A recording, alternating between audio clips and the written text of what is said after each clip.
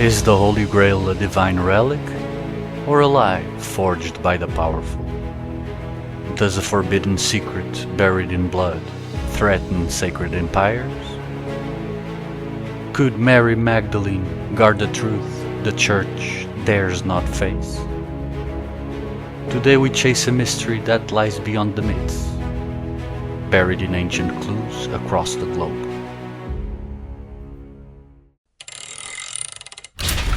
Welcome to Project Unknown. The Holy Grail first emerges in the 12th century, when Chrétien de Troyes Perceval describes a mystical vessel linked to Christ's Last Supper. By the 1200s, Robert de Boron's tales claim Joseph of Arimathea used it to catch Jesus' blood, carrying it to Glastonbury, England, where Arthurian legends take root. The Templars, active in Jerusalem during this era, were entrusted with guarding sacred relics.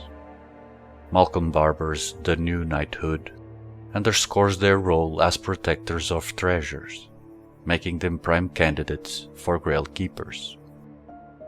Their red cross appears in stories like Parsifal, which per Timothy Hogan's research ties to the Zohar, a Kabbalistic text they uncovered near Jerusalem's Temple Mount, its mystical diagrams hinting at divine lineages.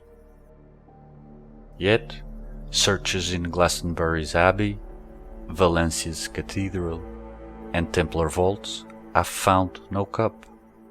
Is the Grail a relic, or something far deeper? In 1982, The Holy Blood and the Holy Grail by Michael Bagent, Richard Lee, and Henry Lincoln sparked debate, suggesting Sangreal, Holy Grail, means royal blood, pointing to a lineage from Jesus and Mary Magdalene. The Templars, they argue, were sworn to protect this secret. Timothy Hogan's Templar history bolsters this, noting their discovery of the Zohar near Jerusalem, its tree of life diagram mapping divine emanations that some link to sacred families, possibly descendants of Jesus. Tim Wallace-Murphy describes Rex Deus clans, families tied to Jewish elders who fled Jerusalem in 70 AD, allegedly preserving this bloodline. Some clans reached Templar strongholds, like Portugal, where from the 12th century the order aided in the Reconquista, earning royal favor and lands, cementing their influence. In Scotland, Rosslyn Chapel, built in 1420, bears carvings of roses, stars, and maize from the Americas, hinting at Templar voyages, as Hogan details. In France, Rennes-le-Château's church, renovated by Abbé Saunière in the 1890s, features a demon statue, often Asmodeus, a guardian of secrets in folklore, that locals tie to Magdalene legends, fueled by Saunière's rumored discovery of parchments hinting at a royal lineage. Gnostic texts preserved by the Templars' Druze allies elevate Mary Magdalene as a spiritual leader, perhaps partnered to Jesus.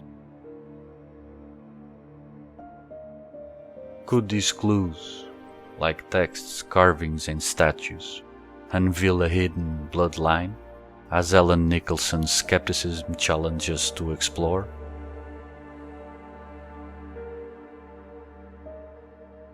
When the Templars faced persecution in 1307, their mission endured in Portugal, where they were reborn as the Order of Christ. Shielded by King Dinis, who prized their esoteric wisdom, they drove Portugal's medieval maritime empire, as Timothy Hogan recounts. From Lisbon, their red-crossed ships sailed to Africa, Asia, and the Americas, guided by ancient maps and navigational tools possibly derived from Zohar's mystical insights, knowledge hinting at a grail tied to lineage. Meanwhile, Templar influence touched Scotland, where Rosslyn Chapel's maze carvings, dated to 1420, suggest voyages to the Americas long before modern discovery. In the East, their Druze allies share their Hermetic Gnostic texts, portraying Mary Magdalene as a bearer of divine wisdom, reinforcing the bloodline's spiritual weight. Underground, Templars inspired Rosicrucians, whose 1612 Fama Fraternitatis used rose and cross symbols to hint at a sacred lineage, echoing Templar secrets. Leonardo da Vinci, linked to Templar heirs, embedded Magdalene clues in the Last Supper. No cup, but an M shape between figures, suggesting her pivotal role. Gothic cathedrals, built with Templar precision, encode roses as bloodline emblems. These threads, spanning continents and centuries, converge on a bloodline guarded with unwavering devotion, lending weight to a truth beyond a mere cup.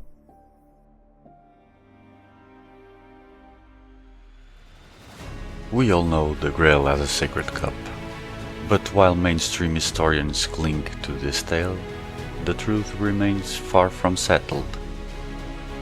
If the Holy Grail is indeed a bloodline linking Jesus and Mary Magdalene, we must rethink our past, elevating Magdalene as a divine partner, challenging religious institutions, and unveiling a lineage that reshapes faith and power.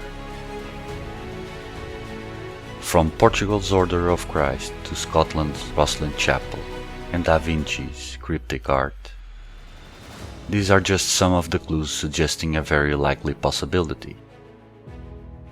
Do you know of any other clues supporting this bloodline theory? Share them in the comments. Thank you for watching, hit like and subscribe for more intriguing mysteries. And remember, an inquisitive mind fuels discovery. See you on the next mystery.